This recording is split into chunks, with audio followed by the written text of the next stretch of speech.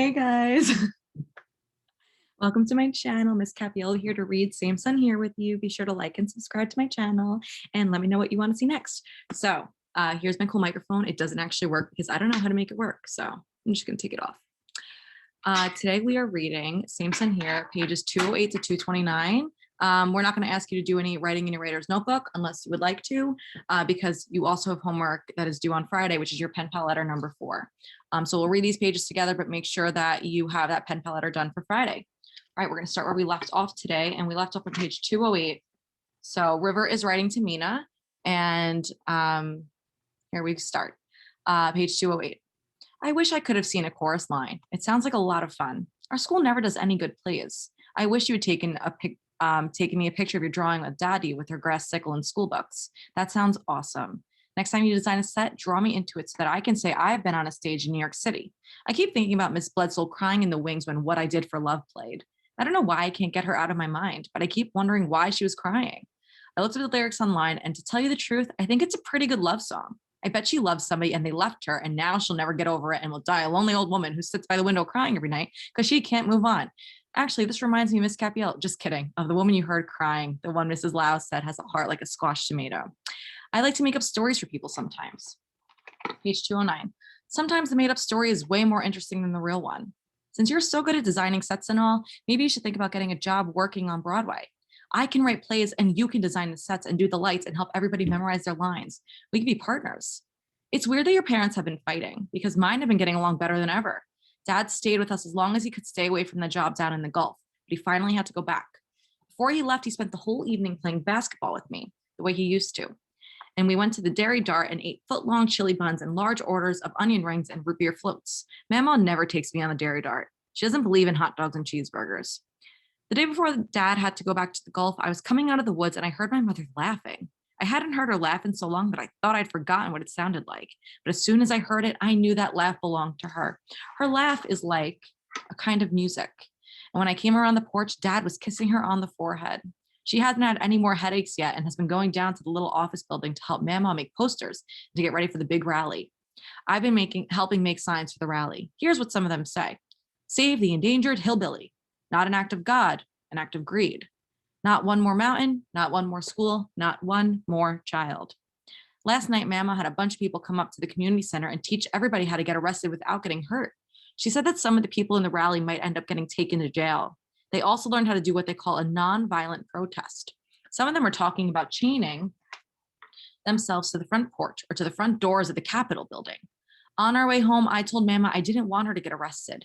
I'd be worried to death about her if she got taken to jail. She pulled the car over to the side of the road and we weren't even halfway up the mountain to home. Let me just fix this camera because I don't like how it's positioned. I don't know how Mr. Todd does this. It's very hard, but we're trying. Okay.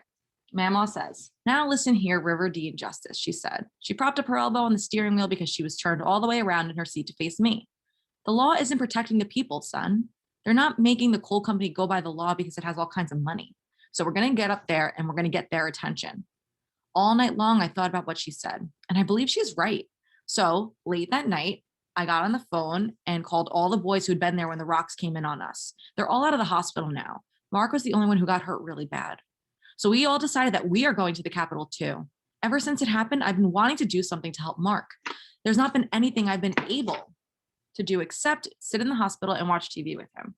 But now I can actually do something for him.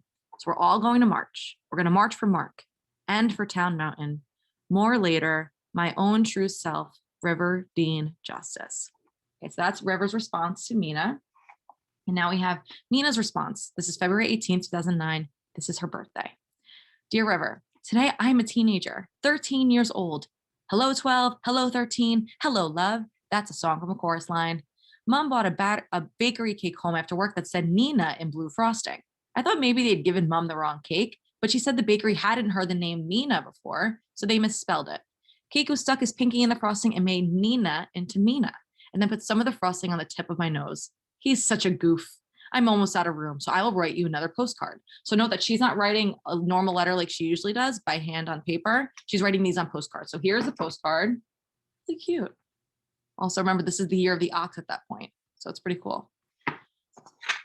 All right, here's another postcard. Part 2 from New York. We called Daddy and put him on speakerphone, and everyone sang happy birthday. We sang quietly in case the landlord was lurking in the stairwell. Mom gave me socks and some of Mrs. Rankin's old books, David Copperfield, The Wind in the Willows, and a biography of a scientist named Marie Curie. Best news, Mommy Daddy's citizenship exam is on May 14th.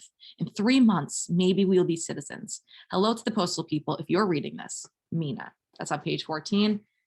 Page 215. 22nd of February, 2009. Dear Mina, I've never gone to the store and bought a birthday card before, but we were at the Dollar General yesterday and I had just gotten your postcard saying it was your birthday. So, well, I thought it'd be a good time to buy a birthday card for the first time. I'm not much for writing in longhand, so that is your birthday present, to see my handwriting and more than just my signature, which is, and then that's the card. So cute. You're so cute. Which is all you usually see. So remember that he usually types his letters, but now for Mina's birthday, he's writing her a physical handwritten letter. Not much of a present, huh? Since really is not much, I'm also enclosing a buckeye, which I found in the creek. That's why, and he crosses that out. Sorry, I'm not used to writing by hand so much. It's so smooth. Probably never heard of a buckeye before. They grow on trees. Some people here carry them in their pockets for good luck. I thought you'd like it better than if I went and tried to pick out some kind of stupid gift. Anyway, I hope you're knowing that you're my best friend and that I'm real happy you're alive. And I hope to know you for many more birthdays. So I hope you have a good one. Happy birthday one more time, River. P.S. If I'd known in advance, I would have sent the card before your birthday. So just in case you need to know, mine is June 8th. Now, Mina responds on February 25th, 2009. I'm going to fix this camera again. Get a little closer. All right, perfect. All right, February 25th, 2009. Mina writes, Dear River, I'm writing to you from under the bed. It is 1 a.m. and I have rubber banded a flashlight to the springs beneath the mattress so I can see. Mom and I had our big scary row tonight, or a big scary fight. She came home from work in a bad mood. I can always tell her mood from the way she takes her shoes off at the door. If she slaps them down on the ground, she's frustrated. If she lays them down gently, she's happy. Well, tonight she slapped her shoes down so hard and then she started banging pots and pans around in the kitchen like she was really mad at them. She cooked aloo gobi, which is potato and cauliflower, and dahi vada, yogurt and donut things that are too hard to explain. The whole time she was making dinner, she was acting forgetful, like her mind was flying around somewhere else. She forgot to salt the potatoes and forgot to start the rice. The worst thing was when she let sorry, I can't see that word right now. The fulka, the bread burn, which set off the smoke detector. Smoke detector is not good. We're on page 218. Mrs. Lau had told us never to let that happen because it would draw attention to us. Kiko took the broom handle and knocked the batteries out of the smoke detector, and I flapped the bedroom door open and shut to make the air move around. Mom whispered some curses and huffled around. She was covered in flour and looked a little crazy. And in the middle of all of this, Kiku's phone rang with Beyonce's Put a Ring on it, which is Valentina's ringtone. He handed me the phone. Valentina was excited and talking fast and squeaky. She said a bunch of drama club kids were going to a 6:30 movie with Carlos's aunt as a chaperone. I had to call her back in 10 minutes to say if I could go, so she could buy me a ticket before they all sold out. So Mom was in a bad mood, but I had to ask right away if I could see Coraline. I guess you can already see where this is going, ... I almost didn't ask. I almost called Valentina back and said, sorry, I can't go out on a school night. But then I thought about how you said that sometimes I should do what I want to do. Page 219. I got Kiku to meet me in the bathroom, and I asked him for some money. He gave me enough for a ticket and popcorn. He said, good luck, Mimi, and patted me on the head like he felt sorry for me. Then I went back to the kitchen and I asked Mom. She slipped almost immediately into her no face and said, who are these people from drama club? I said, Valentina, Carlos, Jeremy, Tashika, Peter, and Carlos's aunt Bianca, who's a grown-up. She's a guidance counselor and she's very responsible. And I don't need any money for a ticket because I have some of my own. Mom didn't even look at me. She sighed and stirred the aloo and said, boys too? I don't know these people. I don't want you staying in any dark places with them. You're too young to see films without your family. I guess I should have stayed quiet, but all of a sudden I wanted to see the movie so badly. I couldn't breathe. I pictured all my friends laughing and eating popcorn and having a great time without me. I felt like all my bones were frozen in place and I was completely alone in the world. So I kind of freaked out. Page 220. And she writes it like a script. Me. Maybe you'd know them if you weren't always so busy with other people's children. I sounded mean and desperate even to myself, but I couldn't stop the words from coming out of my mouth. Mom slammed down the tava, a flat kind of pan. Mom, Mina, if your father heard you speaking this way, he would spank you. Me, well, he's not here, so I have to ask you, even though you never let me do anything. And I'm just going to marry whoever you make me marry. So what's the big deal with boys being there? Mom, Mina, don't forget yourself. You're my Indian daughter, not my American daughter. Me, breaking news, Mom, you brought us to America. Mom, you're not going to see a film on a school night. And stop shouting or we'll get thrown into the street. Page 221. You're the one who set off the smoke alarm. So if we get thrown out, it will be your fault. Mom, now crying. I am your mother, Mina. I'm not your enemy. I had a very long day and I don't want to see you behaving so badly. Please go to the bedroom and leave me alone. By the way, all the time she was talking in Hindi and I was talking in English. Me. That's what you really want, isn't it? For me to leave you alone? For me to disappear? Mothers don't leave their daughter for 6 years. Mothers don't abandon their child and move across the world and bring only their son with them just because he's a boy. Mothers don't do that. But guess what? That's what you did. That's what you did to me. I was crying so hard I didn't even know what was going on when Kiku picked me up and dropped me in the bed. He stood in front of me and said, Mimi, you better stay here and be quiet for a while. I'll call Valentina. As he was closing the door, I saw Mom lying on the kitchen floor. She was holding her head in her hands and kind of rocking from side to side like her stomach hurt. Oh, River, I felt so bad. But at the same time, I also felt like what I said was true. She did leave me. And I always have to say and do what she wants because she works so hard and she made sacrifices because she may die of grief and shame. But what about me? What about when I feel sad and angry? What about what I want? And then I sat alone in the room for a while. I thought about climbing down the fire escape and running away. I still had the money from Kiku in my pocket. But then I thought about Mom on the kitchen floor. I just couldn't do it. So I lay down on the bed and I cried until I fell asleep. When I woke up, it was completely dark outside and Mom was sitting next to me. She had lit her Aarti candles, so the room was glowing and her face was too. I felt like our fight was a dream. But then Mom put her hands on, page 223, she put her hands on my shoulders and said, Mimi, I didn't want to leave you in Mussoorie. We had to do that because you were just a baby. We thought we would make a lot of money and have you with us in a month or two. We thought you would never remember us leaving when you grew up. It was not what we wanted. It was just what happened. It was strange to hear Mom explain herself to me like I was a grown-up. Her hands were shaking and she looked so worried and tired and sad. I felt terrible. I sat up and I hugged her and we didn't let go. I said I was sorry for talking so meanly to her. She said, let's forget about sadness and go to sleep. I'll take you to see the movie this weekend and you can bring any friend that you want. So I got back into bed. Mom turned on her side and fell right to sleep. And I watched the shadows on the wall until the candles burned out. I wondered if I was Mom's American daughter or her Indian daughter. I wondered if I was turning into a mean person who makes her mother cry. And then I got up and I crawled under the bed to write to you. Oh, my heart. Oh, page 224. Thanks for being my friend. Since I have you to talk to, I don't feel so lonely anymore. I don't know what I would do without you. Good night, Mina. P.S. I almost forgot. Thank you so much for the birthday card. It's beautiful. I love the Buckeye and I carry it every day in my pocket. Actually, I accidentally left it in the pocket of my jeans the other day and it went through the washing machine. But since it's a lucky Buckeye, nothing happened to it. All right, now River's going to respond. Page 225. February 28th, 2009. Dear Mina, I was really sorry to read about your mom and you fighting. It made me feel real bad for you both.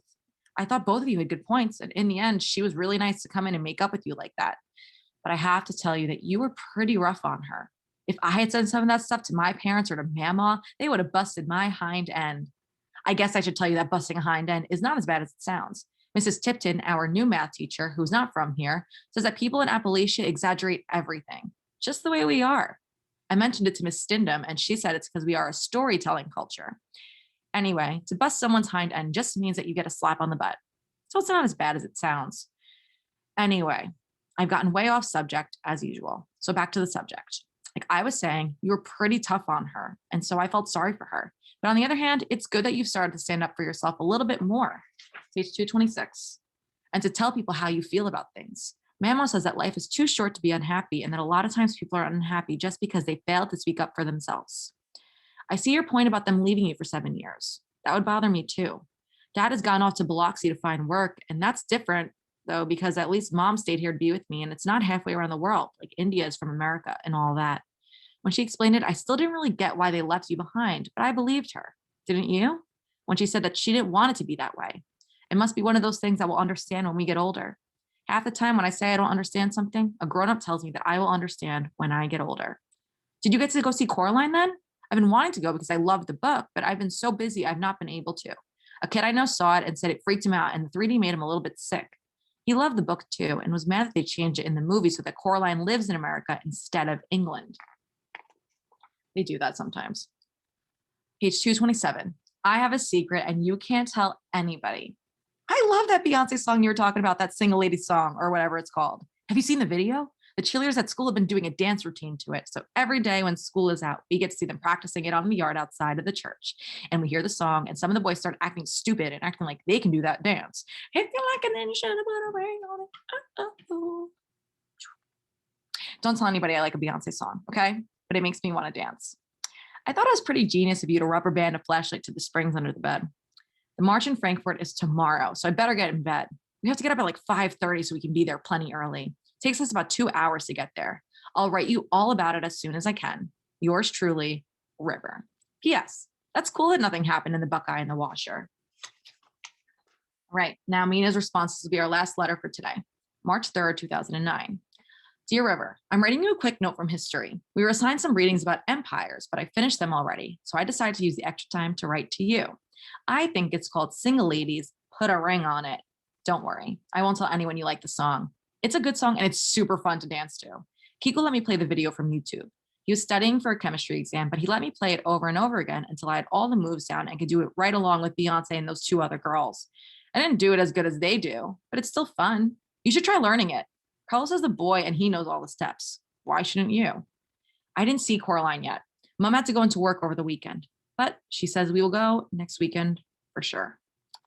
I like what you said about wanting to do things. Page 229. I'm going to read it from the beginning. Okay. I liked what you said about wanting to do things over. I feel like that a lot. I wish I hadn't yelled at mom, for one thing. OMG. This girl Maria, who sits near the door, just started laughing so hard that she snorted like a pig. When the teacher asked her what could possibly be so funny about the Empire handout, Maria said, Napoleon had the tiniest hands and feet. Your big march at the Capitol sounds very exciting. I hope you save Black Banks and all the mountains. I think you will. I can't wait to hear all about it. Peace out, Mina. My heart. Okay. That's our reading for today. So have that done for Thursday. And then pen pal letter is due Friday at midnight. Where is my headphones? Because we gotta end. Where are my headphones? We gotta end on a song. If you like it, then you should have put a ring on it. Whoa. All right, I'm done. Bye, guys. I'll see you guys next time. Peace out.